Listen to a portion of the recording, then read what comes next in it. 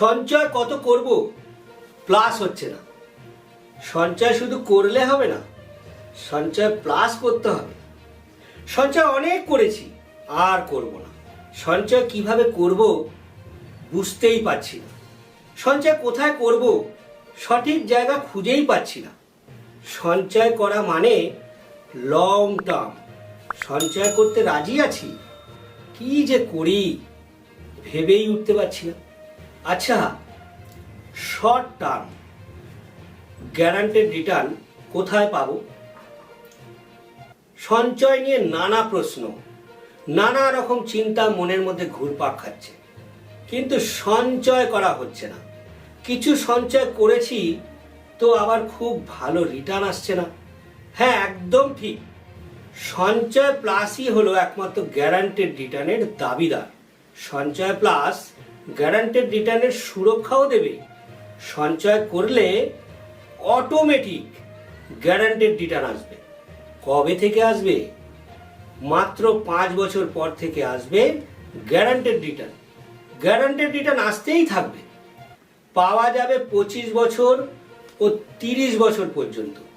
সঞ্চয় প্লাস আপনি পাওয়ার পরেও গ্যারান্টেড রিটার্ন দিতেই থাকবে।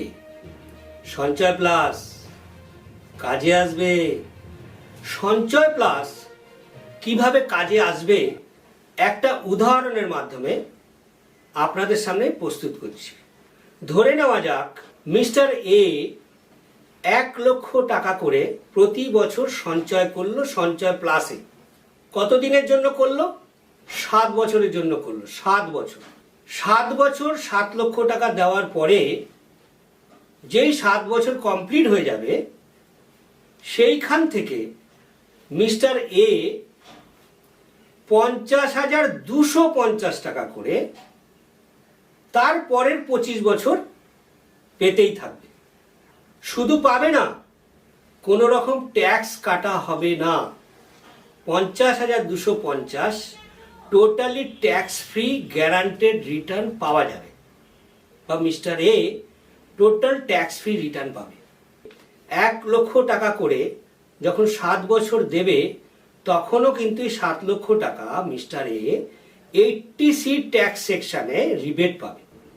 এখন আপনাদের শুনে খুবই আনন্দ লাগছে, এটা আমি বুঝতে পারছি। অতি অবশ্যই ডেসক্রিপশন বক্সে গুগল ফর্ম দেওয়া আছে, আমার কল হোয়াটসঅ্যাপ নাম্বার দেওয়া আছে। অতি অবশ্যই আপনারা যোগাযোগ করবেন।